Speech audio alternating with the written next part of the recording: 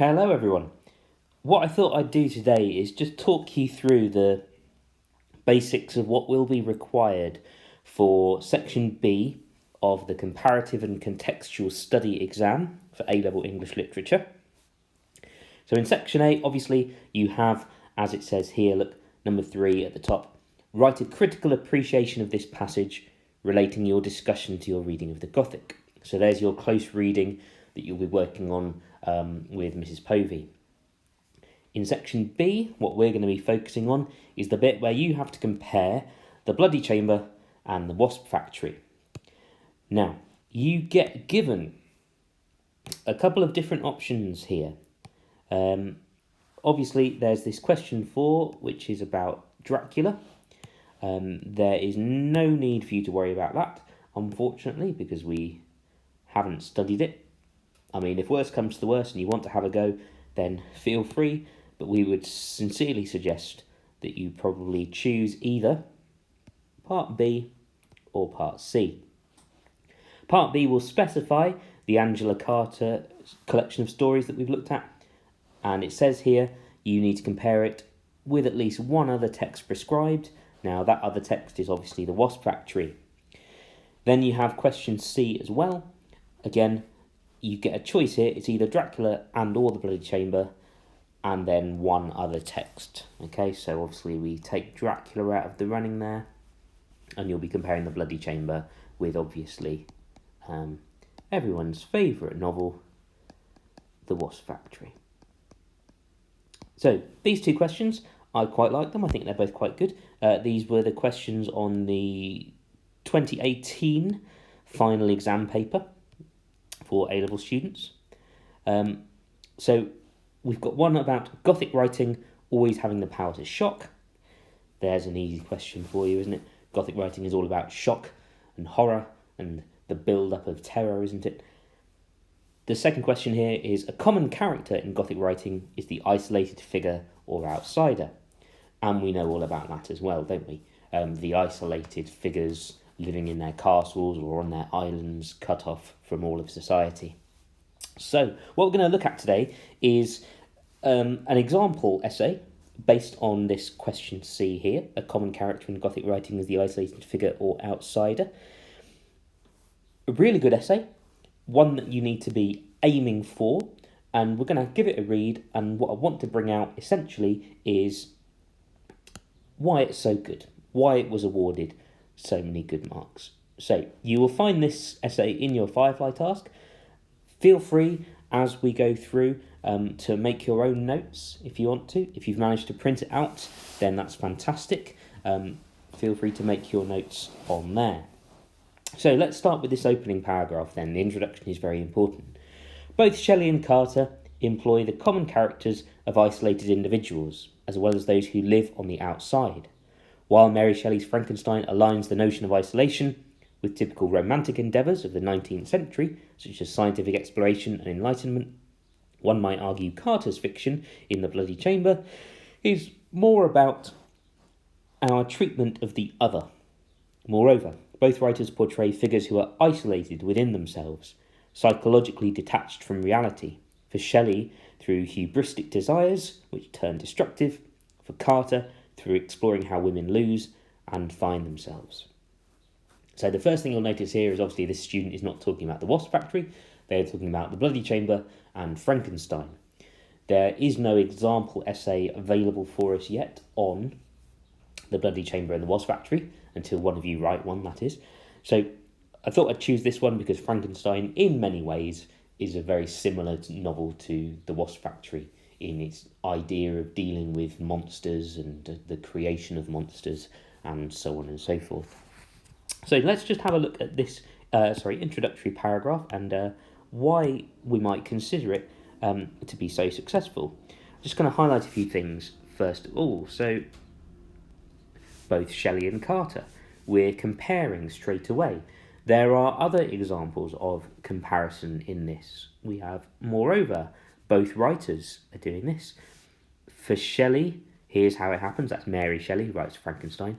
And then for Carter, nice parallel structure of comparison there. Very effective, I would say, just here. What we're also doing in this introduction is dealing with context. Now, context is incredibly important for this. Context is 50% of your marks for this question. Okay, so we start off by looking at these typical romantic endeavours of the 19th century. Scientific exploration, enlightenment. That's the key context of Frankenstein. That's when it was written. That's what was going on at the time, and it's one of many things that prompted Mary Shelley to write the novel. And we get obviously the treatment of the other in Carter's fiction. Yes, that's what she's dealing with as a feminist author, taking these fairy tales and trying to shine a light on what's happened to women in the last 20 to 30 years. So let's move on and look at the rest of it. Really nice introduction there. Firstly, in its most literal sense, the writers use isolated settings to explore society's treatment of the Gothic concept of the other.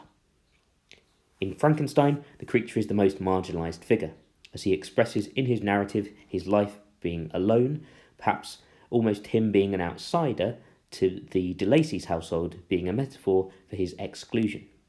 He is constantly alone and wandering the earth, somewhat like the wandering Jew who is cursed to immortality, as he finds no acceptance from humans. This is most poignantly evidenced by his own creator, as he turned from him moments after he had reached the accomplishment of his toils. This neglect set the tone for the rest of the novel, as the creature is constantly abhorred and rejected by society. So, clear exploration there of one of the most obvious forms of people being isolated in these novels is society's treatment of the other. So let's pinpoint that as a key element of answering the question. The writers use isolated settings to explore society's treatment of the Gothic concept of the other. Lovely. So we're answering the question straight away. Yeah, remember the question, the isolated figure or outsider, and here is our first paragraph. And they choose to talk about Frankenstein first of all, and they say that the creature is the most marginalised figure. Now, if we were writing about the Wasp Factory here, obviously Frank, most likely the most marginalised figure. Maybe Eric, perhaps. He expresses in his narrative his life being alone, perhaps most being an outsider to the de Lacy's household, being a metaphor for his exclusion. Some really nice focus on the text here. Use of the word narrative, use of the word metaphor. So the student is exploring the what we might call the technical aspects of literature there very nicely. He's constantly alone, wandering the earth, somewhat like the wandering Jew. So I'm going to do green highlights for anything that I consider to be contextual detail, and you'll find that these come up again and again. So the wandering Jew is a important literary figure, I suppose. The wandering Jew, I think, appears in the Bible. Correct me if I'm wrong on that one. And is this figure who's cursed to just wander the earth, very much like the creature, almost like Frank to an extent. Obviously, he's trapped on his island. We see here how the student is focusing on how exactly that idea is then presented. This is most poignantly evidenced by his own creator as he turned from him after he reached the accomplishment. Now, this is a closed book exam, but what the examiner is expecting from you is frequent, brief, embedded quotation. Okay, so make sure you do use that whenever you can. Okay. So the accomplishment of his toils. This neglect set the tone for the rest of the novel, as the creature is constantly abhorred and rejected by society. So, nice exploration there. Again, we're being technical by talking about tone and using quotation again, abhorred and rejected by society. Now, even just a fleeting reference to society there is earning this student points for dealing with context, looking at the novel as a whole and how it fits in with society. So let's carry on. His characterisation as an outsider can be linked to key philosophical debates of the time Shelley was writing. For example, John Locke's critical essay, which Shelley read herself, concerning humans using external appearance to determine the nature of a being, can be seen to inform her sympathy for the character of the creature. The ignorant tendency Locke so passionately criticised can be seen through Victor, who instills dying narrative at the end who in his dying narrative at the end expresses to Walton about the creature's soul as devilish as his form. The reader, knowing the internal benevolence the creature wanted to pursue, thus scorns Victor.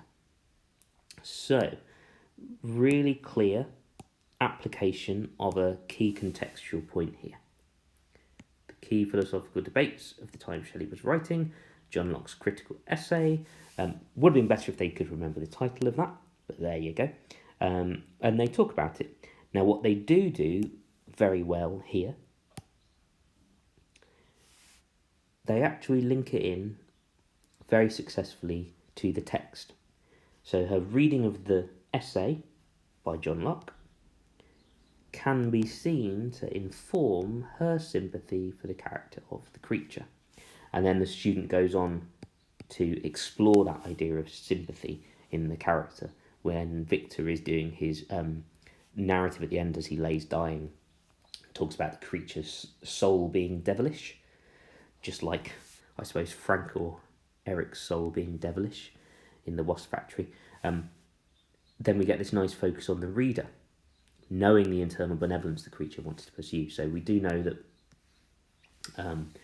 the creature is benevolent, the creature is totally kind, really. So it's ironic that Frankenstein, the doctor, sees him as devilish. So, smart application of context here. That's very, very important. So, let's carry on. More sympathetic attitudes towards the creature can be seen by addressing Shelley's probable knowledge of Francis Bacon's Mornem or Garten, centuries before, which gave a privileged place for irregularities in nature. Carter too addresses our treatment of the other, however leaves more sympathetic undercurrents. In her first rewriting of Beauty and the Beast, The Courtship of Mr. Lion, Beauty has far more of an open mind towards the isolated figure of Mr. Lion. So what we've got here is a really smart piece of comparison. Carter too addresses our treatment of the other. So comparison is worth about a quarter of your marks that are remaining after the context marks have been taken away for this one. So it's very, very important that you are comparing all of the time. Notice again, there's this other reference to some context, the Francis Bacon essay. And once again, that context is nicely linked in to the detail from the text here. Yeah? The sympathetic attitude that Shelley is trying to explore for the creature. So, the student then moves on to talk about Angela Carter and the Bloody Chamber. They do this very effectively, by not immediately talking about the central story. Now, you've got to be very careful that you don't make the mistake here of just talking about the Bloody Chamber. Obviously, it is the most important story, arguably, in the book, but there's plenty more going on that you do need to pick up. Okay, they obviously talk about the courtship of Mr. Lion first as a clear example of sympathy for the idea of the outsider. Notice how they bring it back to the question here with the idea of the isolated figure. Yeah, let's just remind ourselves of that question. A common character in Gothic writing is the isolated figure, just there. So that's what's going on here, the isolated figure of Mr. Lion. In this tale, we can see evidence of Carter being influenced by Baudelaire's Les Fleurs de Mal. So, really smart contextual explanation there. And they're not just doing it for the sake of it, like saying, oh yes, Carter read this, we can see evidence of Carter being influenced by it. Okay, so whatever context you've done so far on the Bloody Chamber and the Gothic as a whole, make sure that you bring that in. Okay, they've done it very well here. So we can see evidence of Carter being influenced by Baudelaire's Les Fleurs de Mal in At the Beast. Due to being an outsider, can only imagine an ideal where he is capable of being loved and accepted. Okay, nice idea. There are explicit allusions to Baudelaire's speaker, who mediates between the spleen and the ideal through intimacy and physical contact with a female. Here it is Beauty. He buried his head in her lap. The Beast adopts the same melancholic worldview as Baudelaire's speaker because his outsider status can only mean an inevitable disappointment. So, very detailed application of this context from Baudelaire and his work. They talk about the speaker, who talks about the importance of intimacy and physical contact, and then that is very smartly linked in to the evidence from the text here. He buried his head in her lap. And then there's a comparison, isn't there, between the context and the text. The Beast adopts the same melancholic worldview as Baudelaire's speaker. And we get another reference to the question there, the outsider. Again, we're always, in this essay, coming back to that important key words from the question. Okay? Just look so far at the amount of contextual detail that is being used by this student, the amount of good linguistic terminology being used, the amount of comparison going on, and of course, the linking in the text to the context. Now, the next thing the student does, which I would like to bring up for your consideration, is here. Oh, that's not what I wanted, was it? Delete that. Sorry about that. That's what I want. There we go. So, now what we've got here is the development of an idea. The way they do that is by using the word however. You should be using connectives when you write these essays as much as you possibly can to move you on to the next idea, to keep developing, rather than just doing point, evidence, explain, okay, I'm finished, I'm going to move on. However, therefore, due to this, notwithstanding this, we could consider always be moving on by using these connectives. However, in the tale, Carter employs the cliched race to save the dying lover by having the young girl save the Beast from his isolation, which ends in transformation. Claws withdrew into their pads. So, we are here, even though the candidate doesn't technically mention it, the cliched race to save the dying lover, the transformation, the student is doing context here, talking about wider Gothic context, the Gothic trope of transformation, the Gothic cliche of the race to save the dying lover. Yes, I suppose in the Wasp Factory, ironically, Eric's race back to the island is to save a sister who's in danger in some way. So, the transformation of the claws withdrawing into their pads. Carter seems to be suggesting, lovely phrase, like that. Focus on the author and focus on what the author is trying to achieve. Carter seems to be suggesting that by recognising the animal nature, animalistic nature might be better, the animal nature in both humans and animals, society will be capable of acceptance, unlike the treatment of the creature. So importantly here, we are back in the realms of comparison. You should be trying to compare as much as possible. You might also consider here another reference to society, another reference to the context of the novels. These texts don't exist in a vacuum. They are related and born out of the times that they were written, and they mean certain things because of the times in which we are reading them. So we have further, in addition,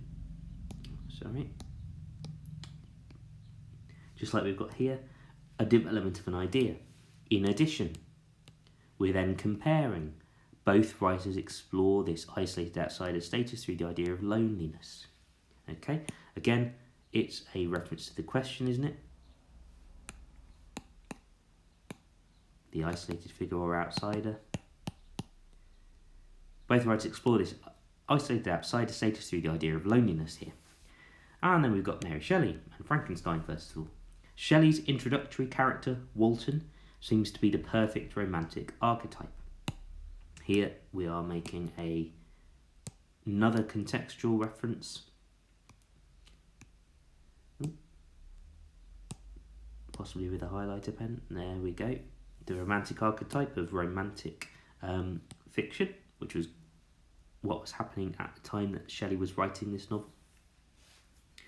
In his complete devotion to his voyage into this country of eternal light, nice little quotation, the epistolary form that Walton is brought to us in is a literal representation of his outsider status, as he confides in his sister Margaret.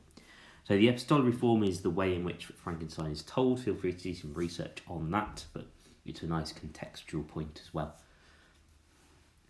A literal representation of his outsider status as he confides in his sister Margaret. Although Shelley's readers, who are likely familiar with polar exploration, may be in awe of Walton's endeavours, Shelley portrays the negative aspects of being such an isolated figure. I have no friends.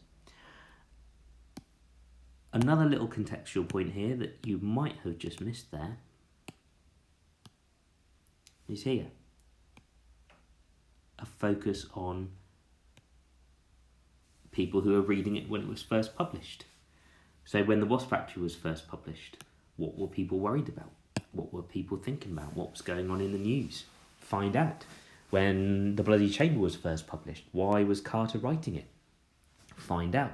Have a look on Firefly at some of the video interviews with Carter, the documentaries on the Gothic. Why were people writing these texts? What was the point behind it? Talk about readers' reactions in your response here. Shelley portrays the negative aspects of being such an isolated figure. I have no friends. As having previously expressed, I have no wish to ally myself to the radicals, we might assume that Shelley is condemning rather than praising such excessive behaviour. Walton's doppelganger, again, just like they did earlier with this idea of transformation, they're bringing in a Gothic trope. They're not being 100% clear about the fact that they're doing that, but it is there, and it's weaved in throughout their response. So even though they're just talking about the idea of the isolated figure or outsider, which is obviously a common Gothic trope, they've brought in the doppelganger already. They've brought in loneliness. They've brought in transformation. Yeah? So their work is seeped in all of these Gothic terms, and that's what you need to aim for. So, Walton's doppelganger, Victor Frankenstein, seems to save him from loneliness, but further advises him to be more cautious in divine aspiration and knowledge. Thus, Shelley's moral is clear.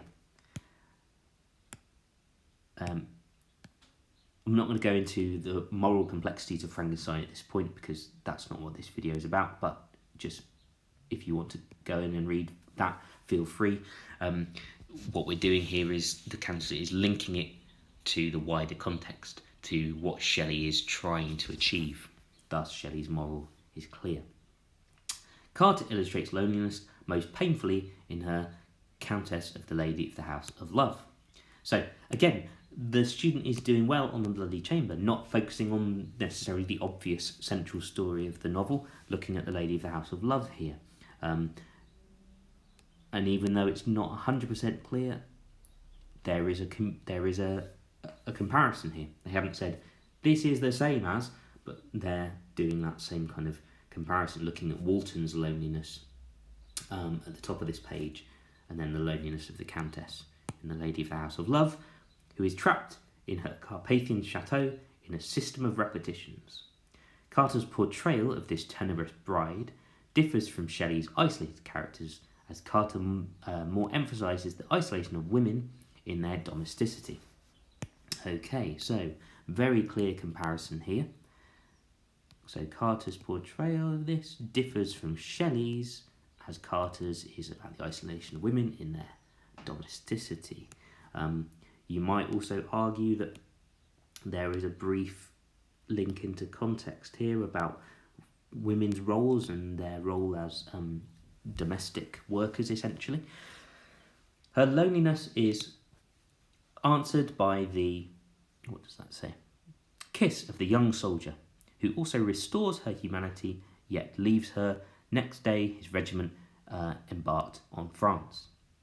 The abrupt ending, so characteristic of the fairy tale form, perhaps comments on women only being able to be saved by masculine attention, as she is ultimately left alone.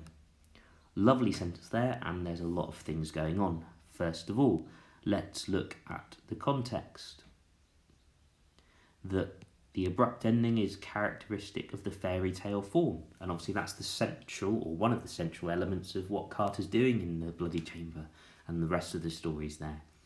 That she's taken the characteristics of the fairy tale form and either using them or casting them aside or moulding them or evolving them to meet her own ends. We've also got here a nice bit of focus on the way that the story is told, the abrupt ending. And then also a really nice bit of explanation here. Perhaps comments on women only being able to be saved by masculine attention. She's ultimately left alone.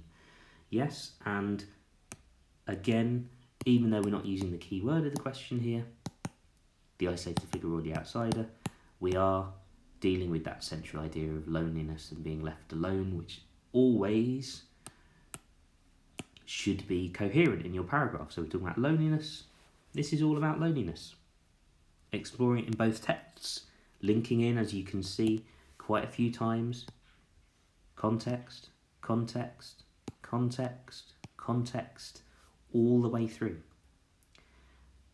The femme fatale archetype is used to full effect as part of Carter's archaeological investigation of gender representation. So, more context in here.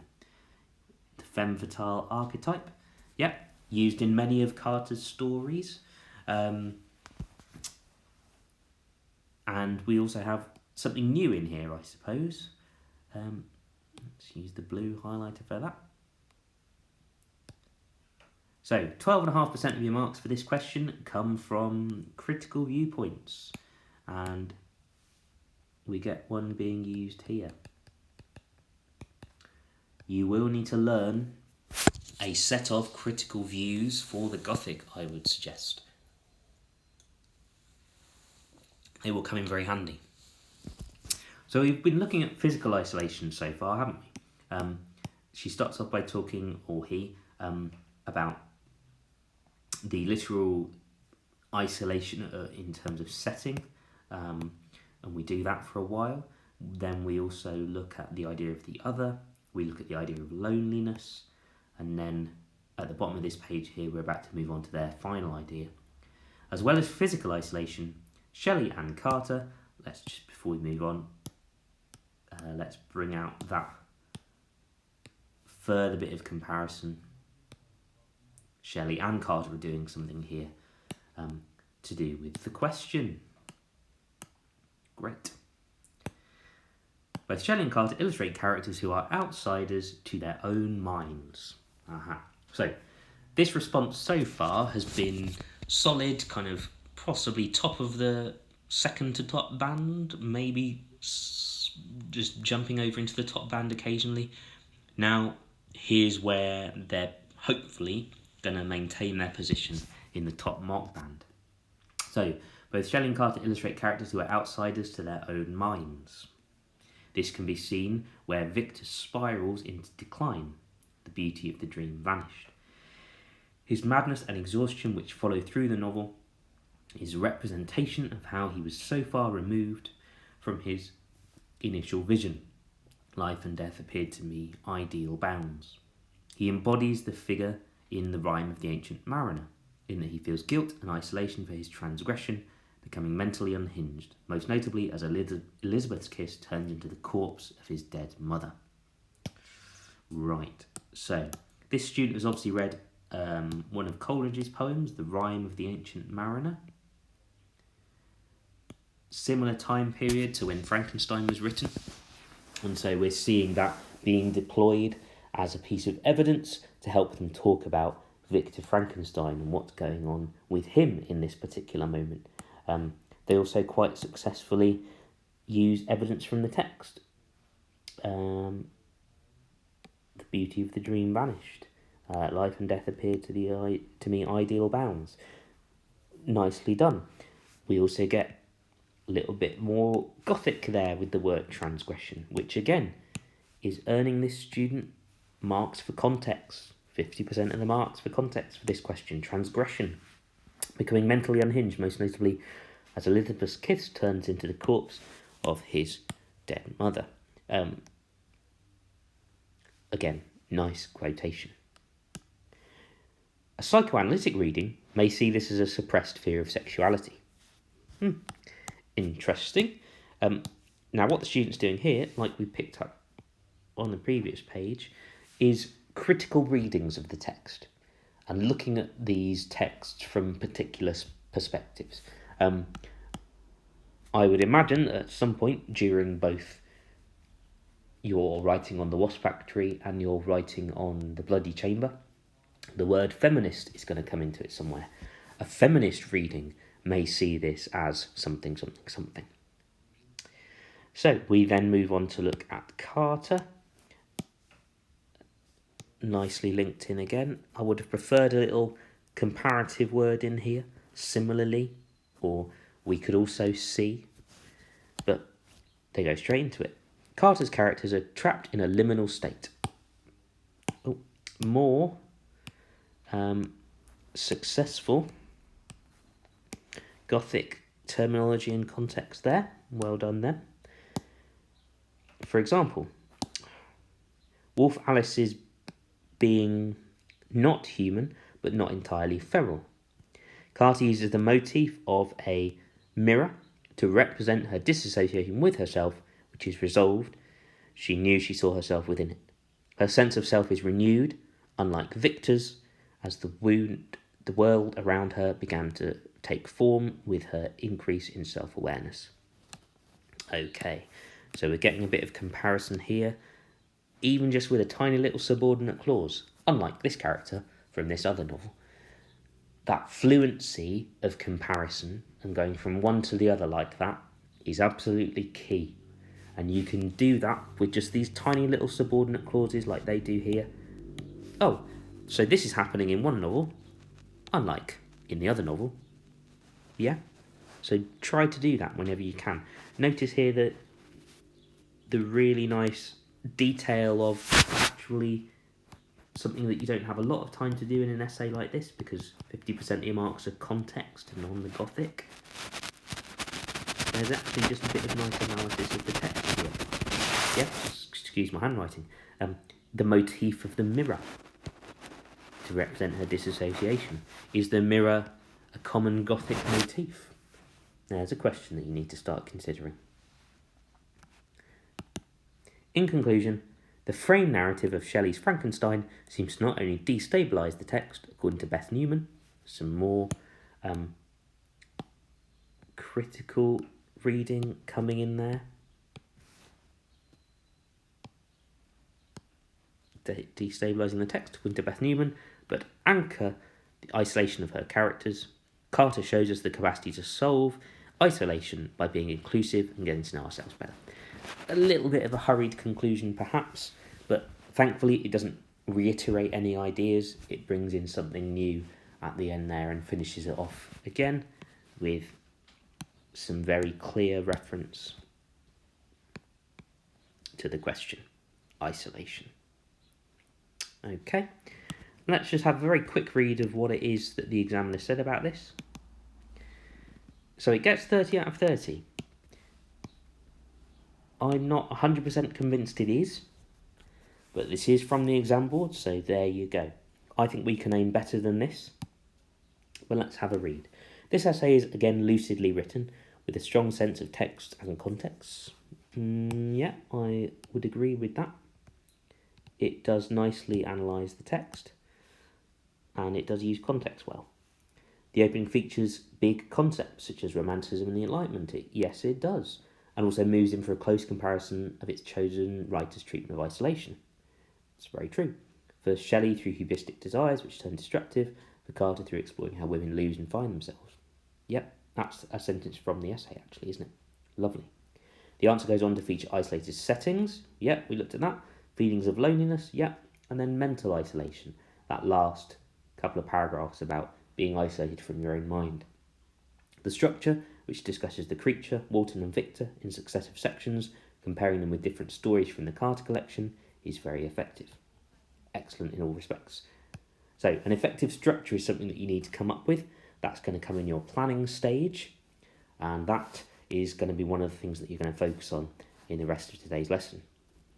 Okay, if you think I went through that a little bit too quickly, or if you've got any particular questions, then do get onto the Lower Sixth Literature Forum and ask for some help.